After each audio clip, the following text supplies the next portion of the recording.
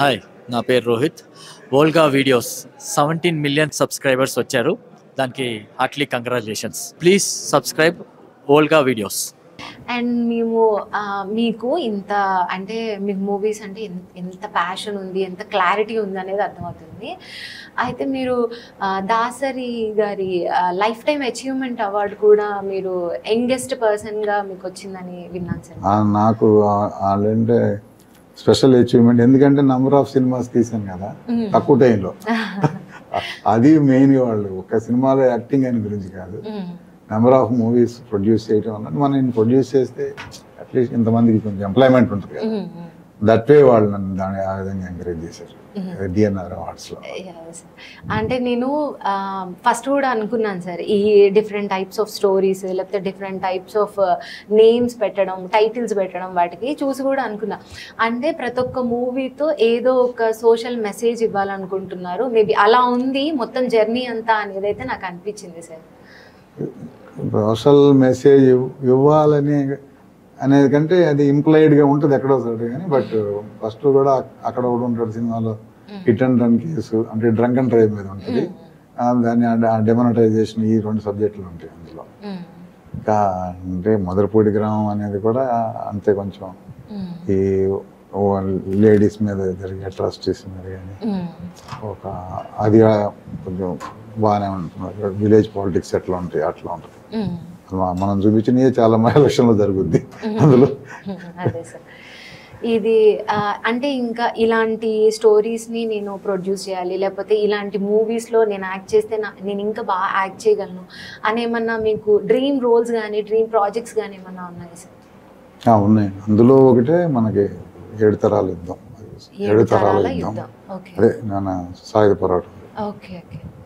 నా క్యారెక్టర్ పేరు భీమా అని ఉంటుంది. సో మంచి చాలా స్ట్రాంగ్ ఉంటుంది, రగ్గిడిగా ఉంటుంది. ఐ మీన్ దాంట్లో అన్ని ఎమోషన్స్ ఉంటాయి. నేను కూడా అట్లనే చూస్తా, ఏదంటే అది చేసే బదులు కాస్త మనకు ఛాలెంజింగ్ ఉండాలి అనేది ఉద్దేశంతో చూస్తుంటాను. బయట వాళ్ళు కూడా ఒకటి అలాగే రాసుకొచ్చారు సినిమా. మోస్ట్లీ అది కూడా చేస్తాను, మోస్ట్లీ మార్చిలోనే చేయొచ్చు. అంటే మీరు కొత్త రైటర్స్కి ఛాన్స్, కొత్త డైరెక్టర్స్కి ఛాన్స్ అట్లా ఇస్తూ ఉంటారా సార్? డెఫినెట్గా అన్న చేసిన ఆయన, ఇప్పుడు అమరావతికి ఆహ్వానం చేసిన ఆయన కొత్త ఆయన. ఇంతకుముందు ఫస్ట్ సినిమా చేసిన అతను కూడా కొత్త వాళ్ళే. ఓకే. అంటే స్టోరీలో ఇది ఉంటే జనాల్ని ఇప్పుడు జనాలు యాక్సెప్ట్ చేస్తారు, లేకపోతే స్టోరీలో ఇలాంటి ఎలిమెంట్స్ ఉండాలి ఏదన్నా ఇప్పుడు వచ్చే జనరేషన్కి, అంటే ఇప్పుడు వచ్చే రైటర్స్కి కానీ డైరెక్టర్స్కి కానీ చెప్పాలనుకుంటే మీరు ఎలాంటి స్టోరీస్తో మీ దగ్గరికి రావాలంటారు సార్? అంటే ఇప్పుడు మనం పెద్ద సినిమాలతో ఎట్లా కాంపిటీషన్ పోలేము 200-300 కోట్లతో.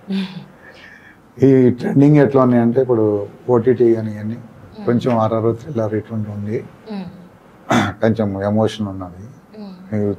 చిన్న సినిమా లాగా స్త్రీ 2 వచ్చింది, 675 crores కలెక్ట్ చేసింది.